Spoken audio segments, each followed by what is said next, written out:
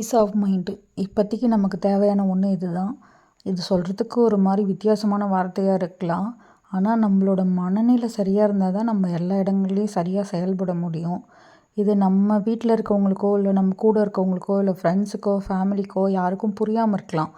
நமக்கே கூட இது புரியாமல் இருக்கலாம். எதனால் கோவப்படுறோம், என்ன ரீசன்னு. ஆனால் நம்ம அதுக்காக வேலை செஞ்சு தான் ஆகணும். அதே மாதிரி இப்போது நம்ம ஒருத்தவங்களோட இருக்கோம், அவங்க புரிஞ்சுக்கலன்னா நம்ம அது கோவப்படக்கூடாது, வருத்தப்படக்கூடாது. ஆனால் வருத்தமும் கோவம் வரும் தான், என்னடா இவங்களே நம்மளை புரிஞ்சுக்கலன்னு. ஆனால் நம்ம அவங்க இடத்துலேருந்து பார்க்கணும். அவங்க இடத்துலேருந்து நம்மளால் பார்க்க முடியாது தான். என்னவா இருந்தாலுமே அதுலேருந்து நம்ம கொஞ்சம் வெளிவர தான் முயற்சி செய்யணும். ஏன்னா அவங்கவுங்களுக்கு அவங்கவுங்க பண்ணுறது தான் சரி, நியாயன்ற மாதிரி இருக்கும். நம்மளோட எமோஷன்ஸு, நம்மளோட இது புரியாது. அதே மாதிரி அவங்களுக்கும் எமோஷன்ஸ் இருக்கும், அவங்களுக்கும் பீஸ் ஆஃப் மைண்ட் முக்கியமாக இருக்கும். அந்த மாதிரி நம்ம சில சமயங்களில் சில ஹார்ட்ஷிப்ஸ்க்கெலாம் அதாவது என்டர்டெயின்மெண்ட் பண்ணியிருப்போம், நம்மளும் பேசியிருப்போம், பேசுகிறதையும் கேட்டிருப்போம்.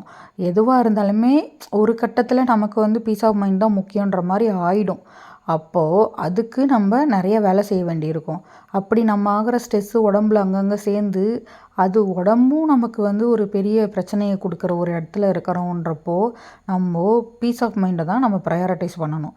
புரிஞ்சுக்கிட்டு வரவங்க நம்மளோட இருக்கட்டும், புரிஞ்சுக்கிட்டு வராதவங்க இல்லாமல் இருக்கட்டும்.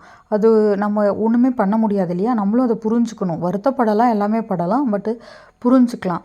புரியவும் புரியாது சில பேருக்கு. ஏன்னா நம்ம இவ்வளோ நாள் இப்படி இருந்திருக்க மாட்டோம் இல்லையா? திடீர்னு நம்ம போய் என்னோடய பீஸ் ஆஃப் மைண்ட் தான் முக்கியம்னா, அப்படி என்ன உனக்கு நடந்துருச்சு, உனக்கு பீஸ் ஆஃப் மைண்ட் தான் முக்கியம். யாருக்கு என்ன நடந்ததுன்னு யாருனாலையும் எதுவுமே கெஸ் பண்ணவும் முடியாது. ஒருத்தங்களுக்கு பெரிய விஷயம் கூட பாதிக்காமல் இருக்கலாம், ஒருத்தங்களுக்கு சின்ன விஷயமே கூட பாதிச்சிடலாம். அந்த சின்ன விஷயம் பாதித்ததுலேருந்து வெளில வரத்துக்கே ரொம்ப நாள் கூட ஆகலாம், இல்லை வெளில வராமல் கூட போகலாம். இந்த மாதிரி பல விஷயம் இருக்குது.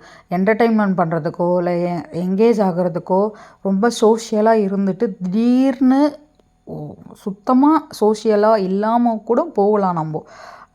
நம்மளோட பீஸ் ஆஃப் மைண்ட் முக்கியம். நம்ம வேலை செஞ்சுக்கிட்டே இருக்கும்போது துளியிலையும் ரொம்ப ரொம்ப துளியாக ஹீல் ஆனால் கூட அந்த ஹீலிங் ஒரு சந்தோஷத்தை தருது, அது ஒரு க்ளோவை தருது. க்ளோ தருதோ இல்லையோ, சின்னதாக ஒரு சந்தோஷம் தருது. ஒரு துளி நம்ம ஹீல் ஆகும்போதே ஒரு சந்தோஷம் இருக்குன்றப்போ நம்ம முழுசாக ஹீல் ஆனால் எவ்வளோ சந்தோஷம் இருக்கும்.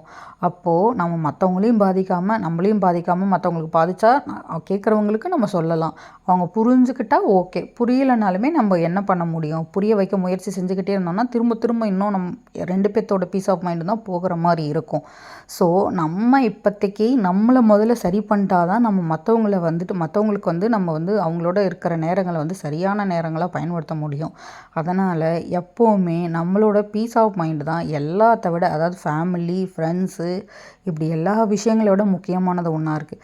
ஸோ அதுக்கு ஒர்க் அவுட் பண்ணணும். புரிஞ்சுக்கிட்டவங்கள கூட வச்சுக்கிட்டு ஹீலாகி கேட்கணும். அப்படி ஒருத்தங்க கிடைச்சாங்கன்னா, அப்படி ஒருத்தங்க இருக்காங்கன்னா வெல் அண்ட் குட். அப்படி இல்லைனாலும் யார் மேலேயும் வருத்தப்படாமல், எதுவும் இது பண்ணாமல் நம்ம ஒர்க் அவுட் பண்ணி நம்மளை தான் எல்லா விஷயங்கள்லேருந்தும் வெளில கொண்டு ஹீலாகி பீஸ் ஆஃப் மைண்டுக்கு வரணும். நம்ம தான் ஒரு நிதானப்படணும்.